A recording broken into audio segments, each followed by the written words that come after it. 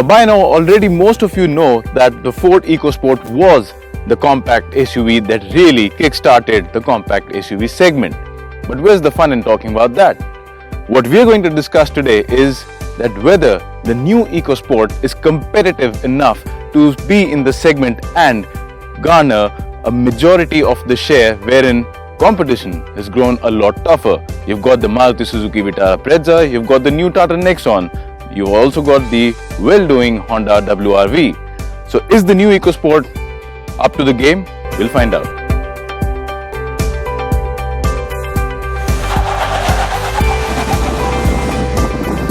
Now talking of new things, let's start off with the design of the new EcoSport first. And as you can see at the front, there are a lot of changes.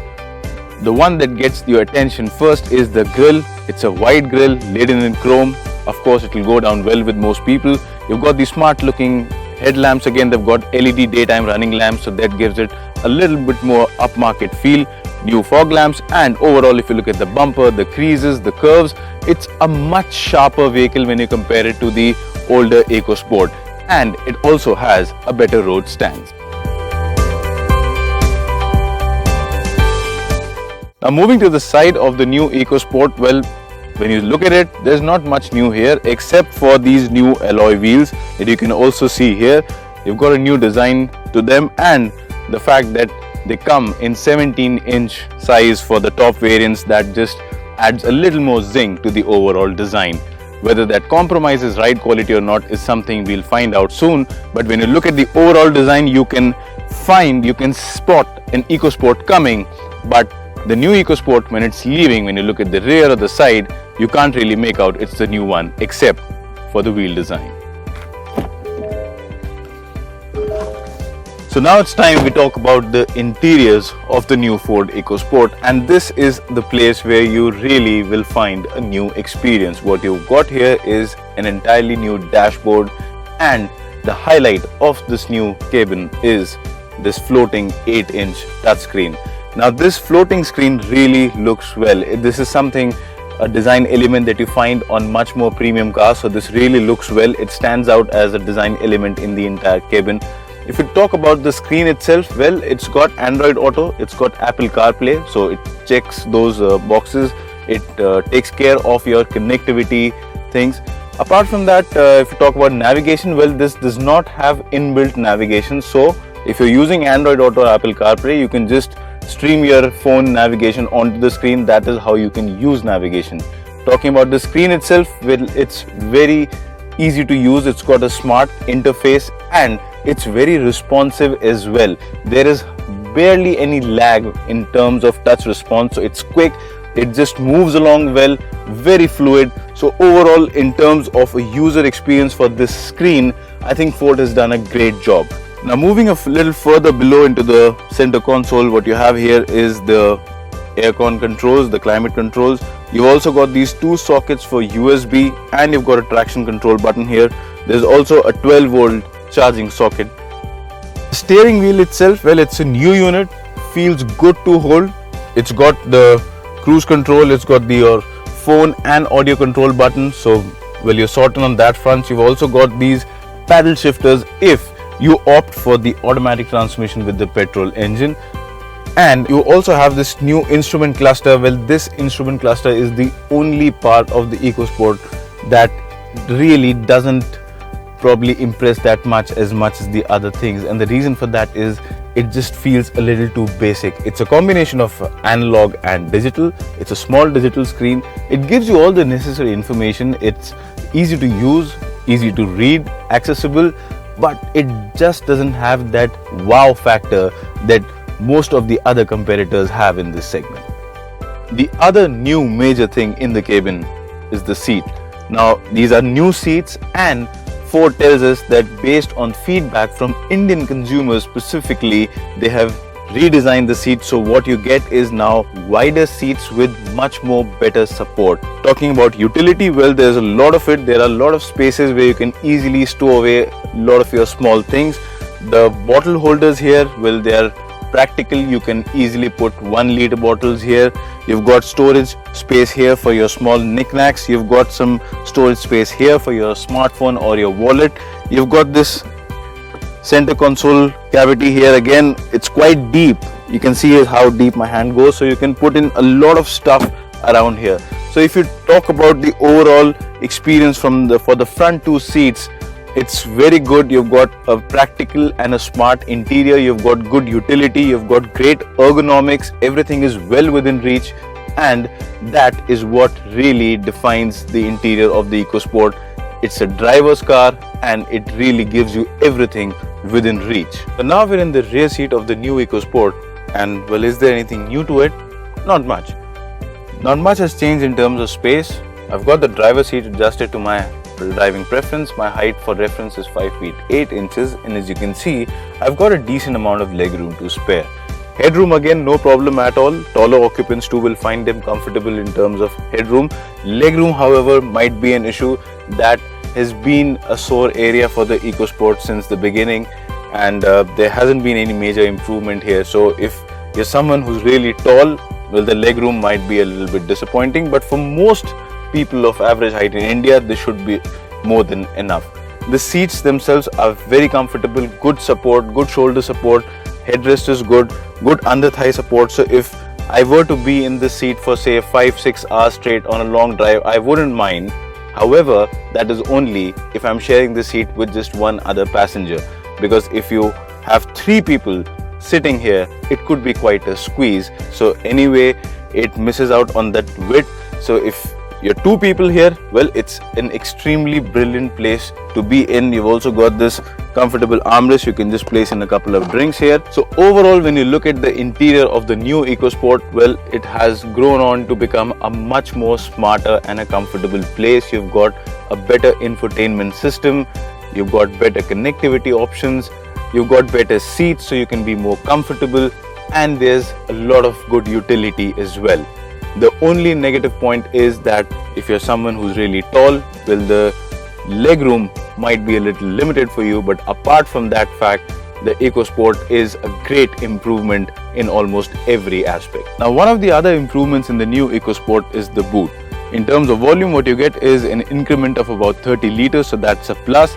You have also got these folding rear seats with a 60-40 split, so when you really want to stow away a lot of luggage, that will come in handy.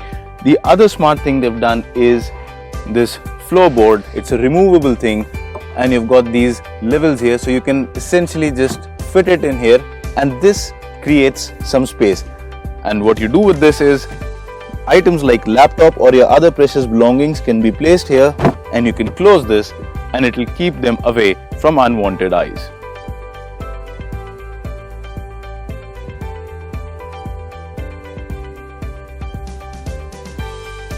So we've talked about the design and the interiors of the EcoSport. We've told you the changes up front, and we've also shared that there are not much changes at the side and the rear. You must be wondering, well, what's really so new about it? The interior, again, you've got loads of changes at the front, but not much has changed in the rear seat.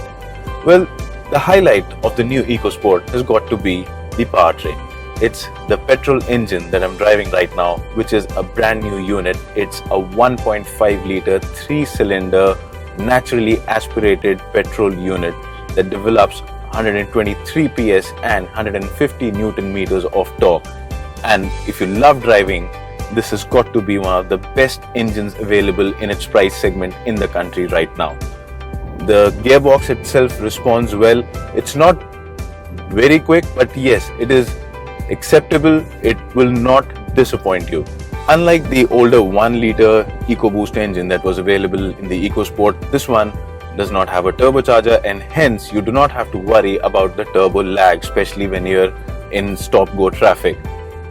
It's got enough down in the RPM range, so right from the word go, you never feel short of power. Even at higher revs, the performance is impressive. The engine pulls cleanly all the way up till about 6000 RPM, but around 5500 RPM is the point till where you get an increment in performance. Thereon, it starts tapering off. So in terms of performance, well, Ford has again delivered what everyone, including enthusiasts, expected to do. It has delivered a vehicle which is great to drive. It's got brilliant performance, and there's no doubt about it that in its price segment and its body segment, the EcoSport is by far the best performer when it comes to sheer performance.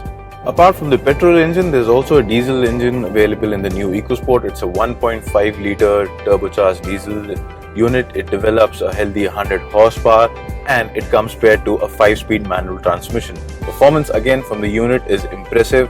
It's got good torque across the RPM range. There's not much of turbo lag to be worried about. It has a good drivability in the city as well. So overall, if you look at driving dynamics, if you look at the performance of the engines, both engines offer good response, they offer good performance and will suffice for the needs of those who love driving. Now talking about ride quality, well, I told you earlier that the EcoSport in its top variants now comes with 17-inch alloy wheels and lower section rubber as well. Does that affect ride quality? Well, not much. Ford hasn't officially claimed about it anything, whether they have softened up the EcoSport or not, but certainly the way we've been driving it, it does feel that the suspension has been softened up a bit. Well, not a bad thing at all. It's a good thing because what you get is very good ride quality, but there is no compromise in terms of handling as well. The EcoSport is still as fun to drive as the older one was. Of course, there's been some change in the steering, so unlike the older one where the steering was very sharp, Ford has increased the free play in the steering, so now it's a little less sharper and that just makes it a little more convenient for all sort of drivers. Around corners, the EcoSport is absolutely a gem.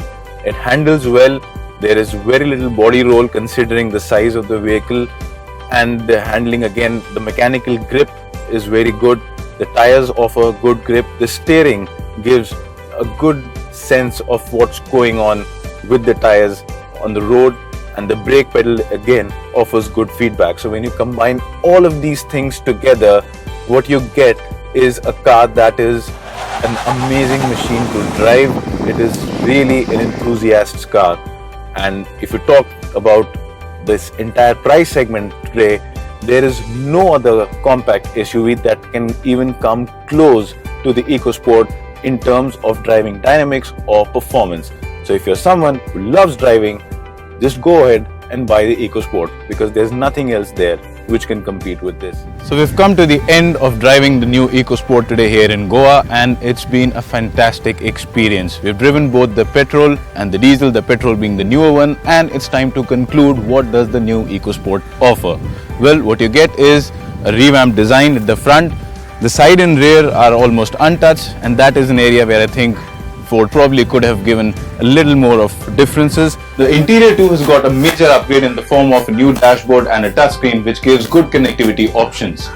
The seats are comfortable, so overall when you look at it from a design perspective, from a utility perspective, from a comfort perspective, it does check all boxes. The top variants come loaded with 6 airbags, it's got traction control, it's got hill assist, and you've got ABS and EBD. So safety too is taken care of.